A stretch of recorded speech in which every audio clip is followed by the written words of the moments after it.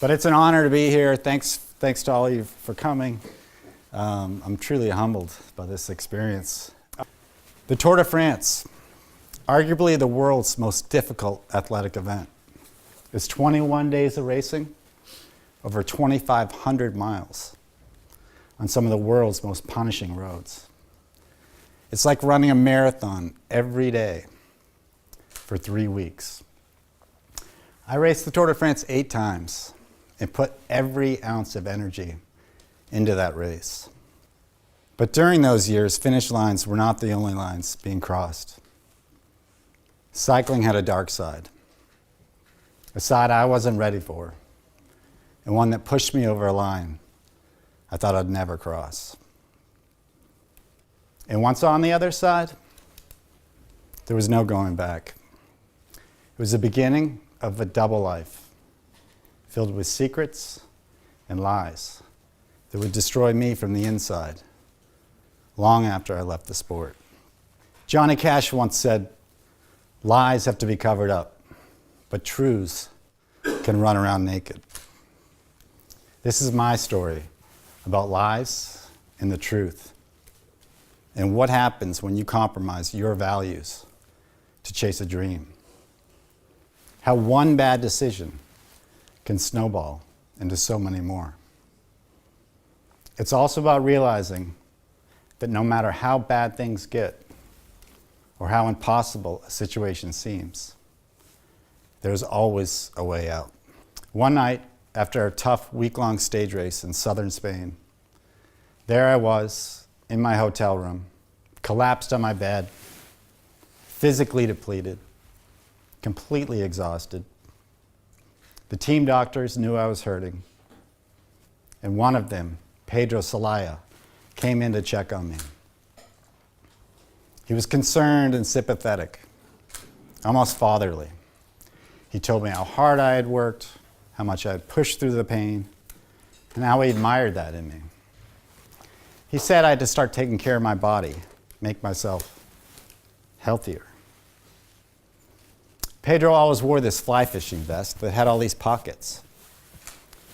He reached into one of them and pulled out a little red egg-shaped capsule. He said, "Tyler, this is for your health. It's not doping, it's for your health."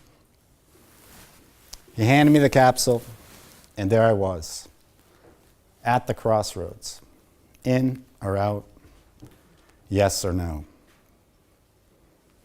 I swallowed the red egg without much thought. In it was testosterone, a banned substance. Of course, I knew it was against the rules, but I had worked so hard and was so close to my dream of riding the Tour de France that I felt I owed it to myself to look the other way. And I justified it. I told myself everybody was doing it, and it was a necessary part of competing at the top level. But I knew it was wrong, and deep down I was ashamed. But that shame was buried by a new feeling, a possibility. How far can I go? How fast can I ride? How good can I be? In a strange way, it was a badge of honor. It meant the team finally thought I was good enough to get a white lunch bag. Now on the inner circle, I was next introduced to injections of a drug called EPO, or Edgar Allan Poe, as we called it. A quick swab of the arm, a little injection, and done. Like the red egg, it didn't feel like a big deal. Because it was all done for us, we reasoned it was the team actually breaking the rules, and we, the riders, were just the dutiful employees. There we were in one of the world's largest sporting events, injecting banned drugs just feet from thousands of people.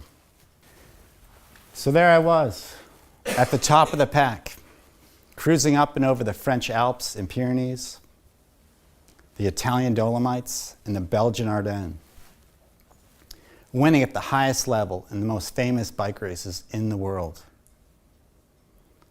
I was now the elite of the elite. I'd fulfilled my childhood dream of becoming an Olympic champion. I was living the American dream.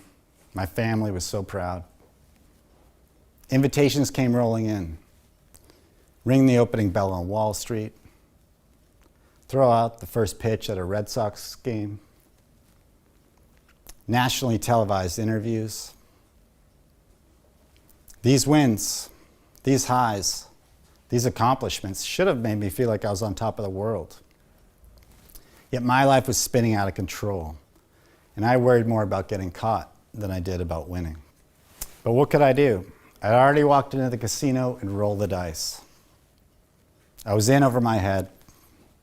There was no turning around and no way out.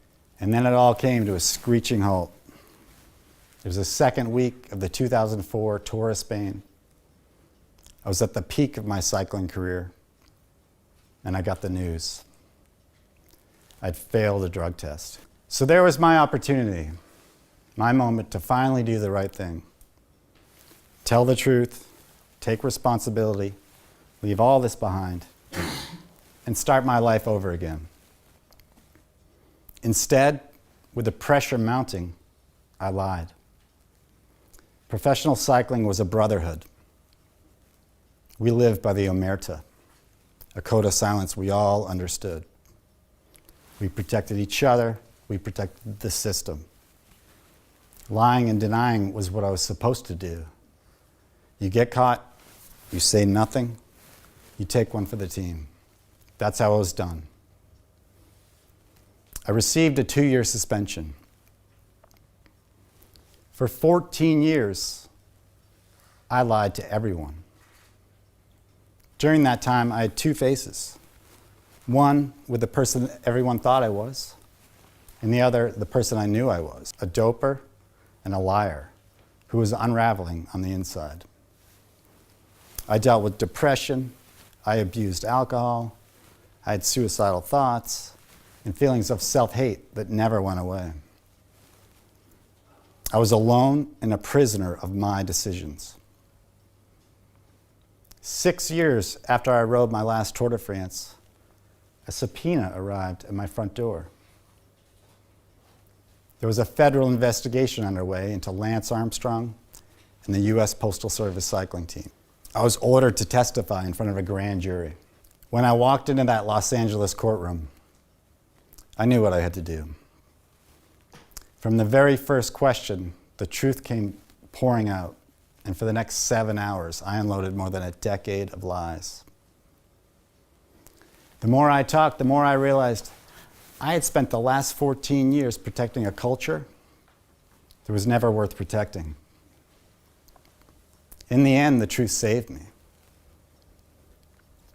While my story happened in cycling, every industry has its unwritten rules, its own secret race. Whether the rewards are money, fame, power, personal validation, a promotion, or a scholarship, the pressure to excel is taking its toll. Every day we're presented with red eggs, moments when the lure of success or fear of failure puts us to the test. I wish I'd been better prepared for that day. Pedro walked into my hotel room. I wish I thought harder about swallowing that first red egg, about where it would lead and how out of control things would get. I wish I knew how numb victories would feel when they were achieved dishonestly.